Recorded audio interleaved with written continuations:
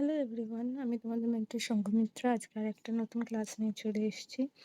আজকে আমরা যেটা গ্যাস্ট্রোইন্টেস্টিনাল ডিজিজের ব্যাপারে আর ম্যানেজমেন্টের ব্যাপারে পড়বো প্রথমে, সেটা হলো ইনফ্লেমেটরি বাউল ডিজিজ। তাহলে ক্লাসটা স্টার্ট করা যাক। দেখো প্রথমেই কি বলছে না, inflammatory bowel disease refers to a group of chronic relapsing idiopathic inflammatory disorders of the gastrointestinal tract, primarily composing of two ধরনের ইনফ্লেমেটরি বাউল ডিজিজ হয়। ঠিক আছে, তাহলে প্রথমেই বল ইনফ্লেমেটরি বাউল ডিজিজের কি ক্যারেক্টার, ক্রনিক হবে। ঠিক আছে, দীর্ঘমেয়াদী, রিল্যাপসিং, বারবার ঘুরে আসবে। ঠিক আছে, ইডিওপ্যাথিক ইনফ্লেমেটরি ডিসঅর্ডার। ঠিক আছে, মানে সেলস ইনফ্লেম বা ইনফ্লেমেশন হবে সেলের মধ্যে। ঠিক আছে, এরকম একটা ডিসঅর্ডার যেটা গ্যাস্ট্রোইন্টেস্টিনাল ট্র্যাক্টে হয় এবং দু ধরনের মেনলি হয়। প্রথম হলো আলসারেটিভ কোলাইটিস, যেটা হলো diffuse continuous mucosal inflammation of colon and rectum. ঠিক আছে, এই আলসারেটিভ কোলাইটিসটা কি না, কোলন আর রেকটাম পার্টটা পুরোটার ইনফ্লামেশন হয়। আর নেক্সট টাইপ হচ্ছে ক্রনস ডিজিজ। ক্রনস ডিজিজ কি, ট্রান্সমিউরাল প্যাচি ইনফ্লামেশন।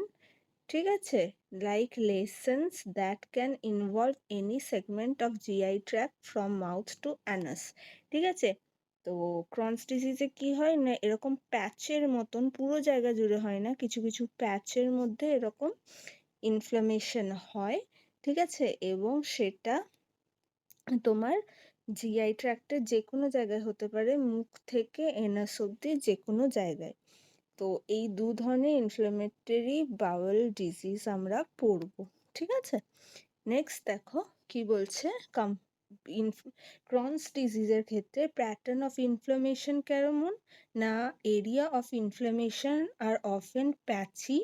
ঠিক আছে, with healthy areas in between affected reasons. তাহলে এই ছবিটাতে যেরকম দেখতে পাচ্ছ যে প্যাচের মাঝে মাঝে কিন্তু আমরা আনইনফেক্টেড জায়গাও দেখতে পাই। আলসারেটিভ কোলাইটিসের কিন্তু কি হচ্ছে না, ইনফ্লামেশন ইজ কন্টিনিউয়াস, পুরো জায়গাটা জুড়ে inflammation, starting from rectum and extending proximally without intervening healthy tissues. তাহলে পুরো জায়গাটা জুড়েই কিন্তু তোমার কোলনের স্টার্ট থেকে একদম রেকটামের এন্ড অবধি পুরোটারই ইনফ্লামেশন হয় আলসারেটিভ কোলাইটিসে। নেক্সট লেয়ার্স ইনভলভ, মানে কোন কোন সেল লেয়ার্স ইনভলভ বা টিস্যু লেয়ার ইনভলভ হচ্ছে বা ইনফ্লামেশন হচ্ছে সেটা।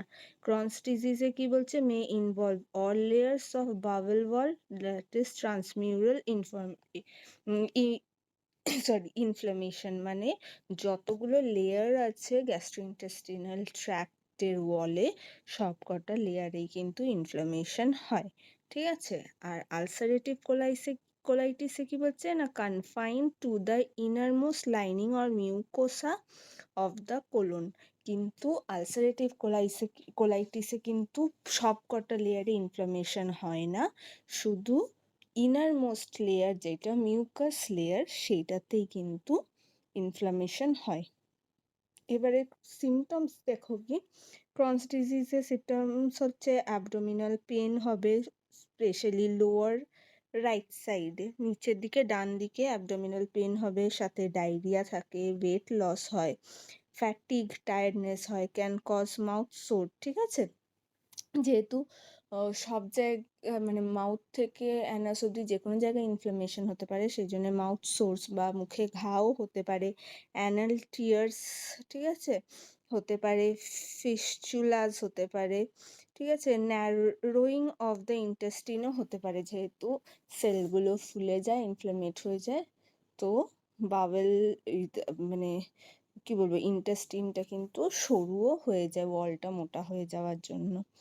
আলসারেটিভ কোলাইটিসে কি হয়, ব্লাডি ডায়রিয়া হয়, রক্ত বেরোবে ডায়রিয়ার সাথে, ফ্রিকুয়েন্ট স্মল বাওয়েল মুভমেন্ট। ঠিক আছে, ফ্রিকুয়েন্টলি স্মল বাওয়েল মুভমেন্টস হয়, রেকটাল ব্লিডিং হয়, ঠিক আছে। তার সাথে সাথে অ্যাবডোমিনের পেন হয়, অফেন লোয়ার লেফট সাইড। তাহলে ক্রনস ডিজিজে কি আমরা নিচের ডান দিকে ব্যথা মেনলি দেখতে পাই, কিন্তু আলসারেটিভ কোলাইটিসে অ্যাবডোমিনাল পেনটা নিচের বাঁ দিকে হয়, আর খুব আর্জেন্সিতে ব্যথাটা হয়, ঠিক আছে। নেক্সট বলছে না ডায়াগনোসিস আমরা কি করে করব, may involve small and large intestinal rectum may be spared, ঠিক আছে।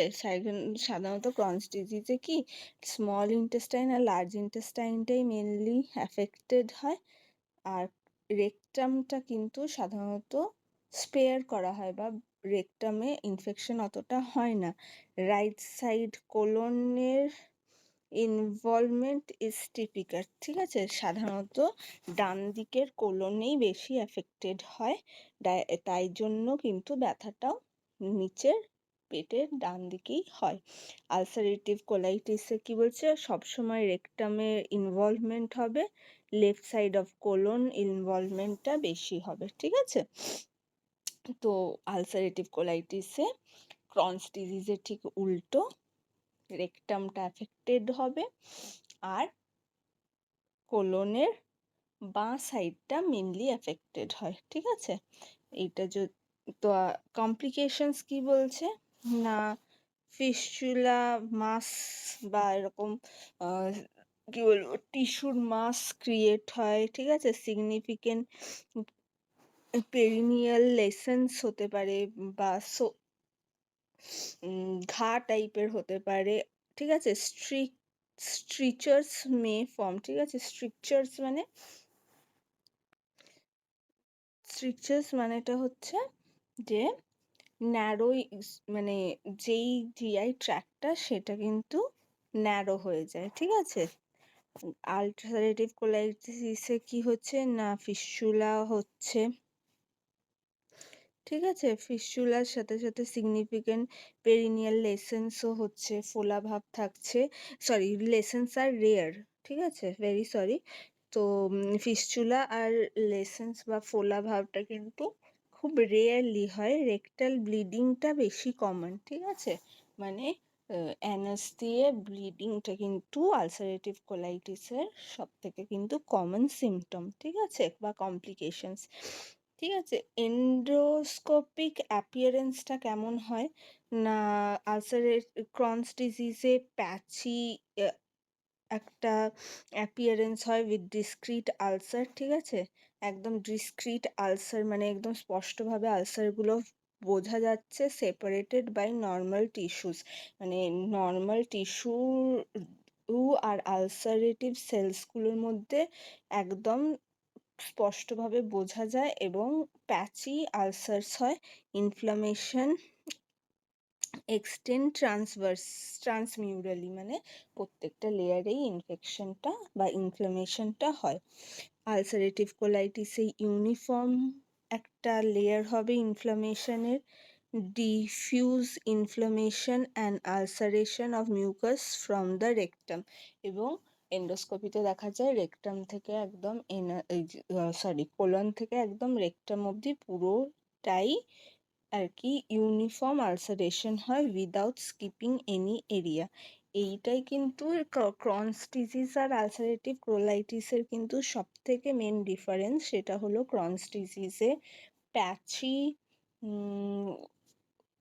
ইনফ্লামেশন হয়, কোথাও নর্মাল সেল কোথাও ইনফ্লামেশন, কিন্তু আলসারেটিভ ক্রনস ডিজিজে মাউথ থেকে এনাস যে কোনো পার্টে হতে পারে, কিন্তু রেকটাম পার্টটা সাধারণত হয় না। আর আলসারেটিভ কোলাইটিসে রেকটাম পার্টটা অবশ্যই হবে, সাধারণত কোলন থেকে রেকটাম অবধি কন্টিনিউয়াস একটা ইনফ্লামেশন থাকে, স্পেশালি কোলনের বাঁ সাইডটা, ঠিক আছে। নেক্সট কি বলছে, ক্রনস ডিজিজের কজেস কি, ঠিক আছে। কজেস অফ ক্রনস ডিজিজ কি না, জেনেটিক কিছু ফ্যাক্টর থাকে, ঠিক আছে, যেরকম NOD2 বা CARD15 জিনের মিউটেশন হলে, বা স্ট্রং কোনো ফ্যামিলি হিস্ট্রি থাকলে, কারো যদি ক্রনস ডিজিজের ফ্যামিলি হিস্ট্রি থাকে সেক্ষেত্রেও কিন্তু হয়।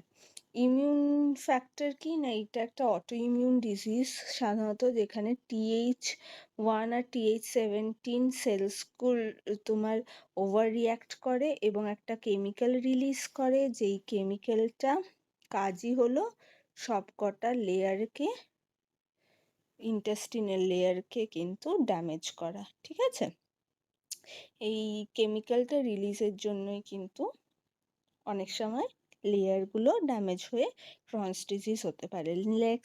নেক্সট কি বলছে কজ, এনভায়রনমেন্টাল কজ হতে পারে, যেরকম স্মোকিং রিস্ক বাড়িয়ে দেয়, হাই ফ্যাট লো ফাইবার ডায়েট রিস্ক বাড়িয়ে দেয়, NSAIDs বা নন স্টেরয়েড অ্যান্টি ইনফ্লেমেটরি ড্রাগসও, যেগুলো আমরা পেন কিলার হিসেবে ইউজ করি, সেগুলো কিন্তু ক্রনস ডিজিজের চান্সেস বাড়িয়ে দেয়। আর সাথে সাথে মাইক্রোবিয়াল কজ কি না, ডিসবায়োসিস যদি হয় গাটের, সেই ক্ষেত্রে হতে পারে, বা ইকোলির যদি সংখ্যা বেড়ে যায় ইলিয়াম এরিয়াতে, সেই ক্ষেত্রে হতে পারে। ঠিক আছে, এগুলো হলো ক্রনস ডিজিজের কজ। এরপর আমরা দেখছি কি আলসারেটিভ কোলাইটিসের কজ কি। তো এরও দেখো জেনেটিক কিছু কজ থাকে, যেটা হলো HLA অ্যাসোসিয়েশনস, যেগুলো মানে HLA জিনের সাথে যেগুলো অ্যাসোসিয়েটেড। হোয়াট ইজ HLA জিন হলো এক ধরনের জিন, যেটা হিউম্যান লিউকোসাইট অ্যান্টিজেন জিন বলে এগুলো। সেগুলো হলো তোমার অটো ইমিউন ডিজিজে এদের যদি কোনো প্রবলেম হয়, তো এরা বডির সেল আর বাইরের সেলের ডিটেক্ট মানে একটা প্রোটিন রিলিজ করে, যেটা ডিটেক্ট করতে সাহায্য করে। এটার কোনো জেনেটিক প্রবলেম হলে কিন্তু অটো ইমিউন ডিজিজ হয়, মানে নিজের সেল নিজেকেই তখন চিনতে না পেরে বাইরের সেল ভেবে অ্যাটাক করে। ঠিক আছে, তো এই ধরনের জেনেটিক প্রবলেমের জন্য আলসারেটিভ কোলাইটিস হয়। তার সাথে সাথে কি কারো যদি ফ্যামিলি হিস্ট্রি থাকে আলসারেটিভ কোলাইটিসের, তাহলেও কিন্তু তার চান্সেস বেশি থাকে। ঠিক আছে, ইমিউনের কি দেখো, দ্য ইমিউন সিস্টেম, এই HLA জিনের অ্যাসোসিয়েশনের জন্য যেটা হয় যে immune system gets confused and over react, start attacking the lining of the gut. ঠিক আছে, অটো ইমিউন সিস্টেম মানে কি বলবো অ্যাক্টিভেটেড হয়ে যায়, যার ফলে কি হয় না নিজের সেলকে নিজের বডি চিনতে পারে না এবং সেটাকেই ঘুরিয়ে অ্যাটাক করে। এনভায়রনমেন্টাল কজ কি না, স্মোকিং। ঠিক আছে, তারপরে ফ্লেয়ার্স উইথ স্ট্রেস বা NSAID ড্রাগসের জন্যও কিন্তু ফ্লেয়ার আপ করতে পারে। মাইক্রোবিয়াল কি হয়েছে না, loss of protective gut microbiome, যেই আমাদের ইন্টেস্টিনে যেই স্পেশালি লার্জ ইন্টেস্টিনে যেই প্রোটেক্টিভ মাইক্রোবায়োমস আছে, সেইগুলোর যদি লস হয়, ঠিক আছে, কমে যায়, সেই ক্ষেত্রে কিন্তু আলসারেটিভ কোলাইটিস হতে পারে। তো আমরা দু ধরনের ডিজিজের কজ দেখলাম। এরপর আমরা দেখব নিউট্রিশনাল কনসিডারেশন কি করা যেতে পারে এই ডিজিজগুলো হলে। প্রথমে কি বলছে, এনার্জির ক্ষেত্রে কি বলছে, increase requirement due to inflammation. ঠিক আছে, ইনফ্লামেশনের জন্য কিন্তু এনার্জি রিকোয়ারমেন্ট বেশি হয়।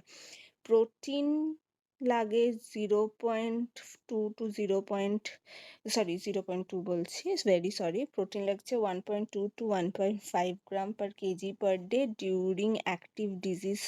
যখন ডিজিজটা ফুল ফর্মে অ্যাক্টিভ ফর্মে থাকবে, তখন 1.2 to 1.5 gram per KG per day protein লাগছে, কারণ টিস্যু রিপেয়ারিং লাগে। ঠিক আছে, ফ্যাট কি না, restricted long chain triglycerides if steatorrhea যদি প্রেজেন্ট থাকে, সেই ক্ষেত্রে কিন্তু long chain fatty acid triglyceride দেওয়া যায় না। MCT বা মিডিয়াম চেন ট্রাইগ্লিসারাইড অয়েল, যেটা স্পেশালি কোকোনাট অয়েলে পাওয়া যায়, সেইগুলো কিন্তু দিতে হয়। ঠিক আছে, কার্বোহাইড্রেটের ক্ষেত্রে ইজিলি ডাইজেস্টেবল কার্বস দিতে হবে, যাতে কি না ইনফ্লামেশনটা ফ্লেয়ার আপ বা বেড়ে না যায়। ফাইবার কিন্তু লো রেসিডিউ ফাইবার সবসময় দিতে হবে, কারণ বেশি ফাইবার দিলে অনেক সময় ফ্লেয়ার আপ করতে পারে ইনফ্লামেশন। সলিউবল ফাইবারের পরিমাণটা কিন্তু অবশ্যই থাকতে হবে তার মধ্যে। ঠিক আছে, যাতে ইনফ্লামেশন ফ্লেয়ার আপ না করে। মাইক্রোনিউট্রিয়েন্টসের মধ্যে কি বলছে, ভিটামিন B12 এর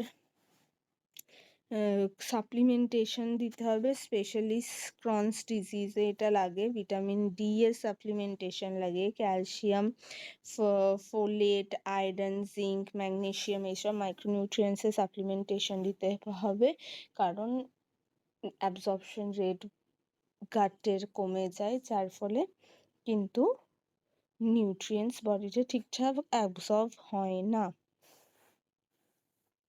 ডায়েট ডিউরিং ফ্লেয়ার আপস বা অ্যাকিউট ফেজ, যখন ইনফ্লামেশনটা বেশি থাকছে সেই ফেজটাকে বলছে অ্যাকিউট ফেজ বা ফ্লেয়ার আপ ফেজ। সেই ফেজটাতে কেমন ডায়েট থাকা উচিত, সেটা হলো লো রেসিডিউ লো ফাইবার ডায়েট, ঠিক আছে। বেশি ফাইবার জাতীয় খাবার সেই পিরিয়ডটাতে দেওয়া যাবে না, কারণ কি না, স্টুলের ভলিউমটা আমাদের কমাতে হবে, যাতে আলসারেশনে প্রবলেম না হয়, বা আলসারেটিভ কোলাইটিসের ক্ষেত্রে ব্লিডিংটা কম হয়, ঠিক আছে, বাওয়েল মুভমেন্টটা যাতে কম হয়, ঠিক আছে, আর মেকানিক্যাল ইরিটেশনটা না হয়, ঠিক আছে। বাওয়েল মুভমেন্ট বা পেরিস্টালটিক মুভমেন্টটা বেশি হলে যে ফিজিক্যাল বা মেকানিক্যাল যেই একটা ইরিটেশন হবে সেটা কমানোর জন্যই কিন্তু লো ফাইবার লো রেসিডিউ খাবার দিতে হবে, ঠিক আছে। কেমন খাবার অ্যাভয়েড করতে হবে, যেরকম raw vegetables, whole grains, nuts, seeds, spicy fried খাবার, ঠিক আছে, ক্যাফেন, অ্যালকোহল, যেগুলো আমাদের গাটকে কিন্তু ইরিটেট করে, এরকম সব খাবার, আর যেগুলো হাই ফাইবার সেই খাবারগুলো কিন্তু এই অ্যাকিউট ফ্লেয়ার আপ ফেজে কিন্তু আমাদেরকে অ্যাভয়েড করতে হবে। কেমন খাবার ইনক্লুড করতে হবে না, কেমন খাবার ইনক্লুড করতে হবে না বলছে সফট রিফাইন্ড সিরিয়ালস, ঠিক আছে, রিফাইন্ড সিরিয়ালস ইউজ করতে হবে, যেরকম specially white rice, semolina, refined উইটের মানে ব্রেড, ঠিক আছে, এই ধরনের রিফাইন্ড খাবার ইউজ করতে হবে। লিন প্রোটিন খেতে হবে, যেরকম এগ, চিকেন, ফিশ, এইগুলোকে তুমি ইনক্লুড করতে পারো, কারণ হাই প্রোটিন লাগে ইনফ্লামেশন বা যেই টিস্যু রিপেয়ারের জন্য, ইনফ্লামেশন কমিয়ে। রাইপ ফ্রুটস যেরকম বানানা, অ্যাপেল সস, বানানা, এরকম খাওয়া যেতে পারে। Well cooked vegetables without skin and seeds, ভেজিটেবলগুলোকে ওয়েল কুক সফট ফর্মে খেতে হবে, ছাল ছাড়িয়ে, ঠিক আছে, কারণ আমরা জানি স্কিনে অনেক বেশি ফাইবার থাকে, আমাদের ফাইবারটা কিন্তু কম খাওয়াতে হবে এই সময়। অ্যাডিকুয়েট ফ্লুইড খাওয়াতে হবে, ওআরএস দিতে হবে যদি ডায়রিয়াল টেন্ডেন্সি থাকে। ডায়েট ডিউরিং রেমিশন বা যখন কন্ডিশনটা বেটার থাকে, ঠিক আছে, ফ্লেয়ার আপস যখন হয় না, ঠিক আছে, সেই সময় কেমন ডায়েট দিতে হবে তাহলে না, গ্র্যাজুয়াল রিইন্ট্রোডাকশন অফ সলিউবল ফাইবার, আস্তে আস্তে যখন ফ্লেয়ার আপ কম, ইনফেকশনের পিরিয়ড, কারণ এটা কি প্রোলংড এবং রিঅকারিং ডিজিজ, একটা ইনফ্লেমেটরি বাওয়েল ডিজিজ দুটো টাইপই, মানে কি একবার হয়তো ফ্লেয়ার আপ হচ্ছে, আবার নর্মাল হয়ে যায়, বা নট নর্মাল, কমে যায় ইনফ্লামেশনটা, আবার কিছুদিন পর ইনফ্লামেশন কোনো কারণে বেড়ে যায়, একটা সাইক্লিক ওয়েতে এক প্রোলংড একটা ডিজিজ। তো সেই ক্ষেত্রে যেরকম ফ্লেয়ার আপের পিরিয়ড থাকে, সেরকম রেমিশন পিরিয়ড বা যেই সময় ইনফ্লামেশনটা কম আছে ওরকমও পিরিয়ড থাকে। তো সেই ক্ষেত্রে দুটো পিরিয়ডের ডায়েট আলাদা হবে। আমরা দেখলাম ফ্লেয়ার আপ যখন হয় ইনফ্লামেশন, তখন কি ডায়েট দিই সেটা আমরা একটু আগেই পড়লাম, এবারে রেমিশনের সময় কি দিই সেটা আমরা দেখব। না কি বলছে যে রিইন্ট্রোডাকশন অফ সলিউবল ফাইবার, আমরা ফ্লেয়ার আপের সময় একদমই ফাইবারলেস খাবার দেওয়ার চেষ্টা করব যেরকম, তো যখন আস্তে আস্তে ইনফ্লামেশন কমবে, সলিউবল ফাইবার যেরকম ওটস, সিলিয়াম, ঠিক আছে, কুকড ক্যারটস, যে এগুলো কিন্তু আমরা দেওয়ার চেষ্টা করব, যাতে আস্তে আস্তে বাওয়েল মুভমেন্টটা নর্মাল করা যায়। Balance intake from all food group, সব রকমের ফুড গ্রুপ এই পিরিয়ডে খাবার সব রকমের ফুড গ্রুপ থেকে খাওয়া উচিত, যাতে নিউট্রিশনাল ডেফিসিয়েন্সিস না হয়, এই সময় অ্যাবজর্পশনটা অনেকটা বেটার থাকে, সেটা যাতে ইউটিলাইজ হয় সেই জন্যে। হেলদি ফ্যাট খেতে হবে এই সময়, যেরকম ওমেগা-3 ফিশ, ফ্লেক্সিডস এরকম, ঠিক আছে। প্রোবায়োটিক্স এই সময় অনেকটা ইনক্লুড করতে হবে, যাতে আলসারেটিভ কোলাইটিস স্পেশালি এটা মানে কাজে দেয় প্রোবায়োটিক্সটা, কারণ আমাদের যে B12-এর অভাবটা হয় সেটা আমরা জানি যে গাট মাইক্রোবায়োমের গ্রোথের জন্য B12 লাগে, তার সাথে সাথে প্রোবায়োটিক্স প্রিবায়োটিকের খুব প্রয়োজন হয় গাট মাইক্রোবায়োমের করতে, মানে বেটার আর কি, বেটারমেন্ট করতে। তো সেটার জন্য লাগে individualised diet plan based on tolerance, specially food, মানে যেটাকে আমরা ফুড ডায়েরি বলি, ঠিক আছে। প্রত্যেকটা পার্সনের ইন্ডিভিজুয়াল ডায়েট প্ল্যান অবশ্যই থাকতে হবে, অ্যাকর্ডিং টু সেই মানুষটা কোন কোন খাবার টলারেট করতে পারছে, কোনগুলো পাচ্ছে না, কারণ সবার টলারেন্স লেভেল বা টলারেন্স অ্যালার্জি সেগুলো সব এক হয় না, এক একজন এক এক ধরনের খাবারে তাদের ইরিটেশনটা কম হয়, ঠিক আছে। সেইটা মেনটেন করে আমাদেরকে ডায়েট প্ল্যান বানাতে হবে, ঠিক আছে। তো এরপর কি বলছে, সিভিয়ার কেস যদি হয়ে যায় যে কোনো আলসারেটিভ কোলাইটিস বা কনস ডিজিজের, সেই ক্ষেত্রে কিন্তু আমাদেরকে এন্টেরাল ফিডিং দিতে হতে পারে, যেরকম preferred oral intake is insufficient. যদি পেশেন্ট মুখ দিয়ে খেতে না পারছে সেই সময় কিন্তু এন্টেরাল ফিডিং দিতে হতে পারে, আর প্যারেন্টারাল ফিডিংও দিতে হতে পারে in severe malabsorption and intestinal failure, ঠিক আছে। যে যদি ইন্টেস্টিন বা গাটটা খুবই খারাপ কন্ডিশনস হয়ে যায়, ঠিক আছে, ম্যালঅ্যাবজর্পশন হয়, ঠিক করে অ্যাবজর্পশন না হয়, ইনফ্লামেশনের কন্ডিশন এত খারাপ হয়ে যায় যে গাটকে, জিআই ট্র্যাক্টটাকে ইউটিলাইজই করা যাচ্ছে না, সেই ক্ষেত্রে প্যারেন্টারাল ফিডিং দিতে হয়।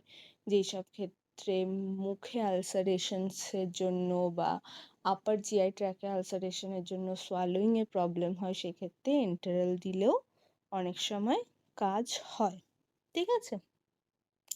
নেক্সট কিছু কিছু স্পেশাল ডায়েট আছে যেগুলো ইউজ করা যেতে পারে, সেটা হলো যেরকম অ্যান্টি ইনফ্লেমেটরি ডায়েট, ঠিক আছে।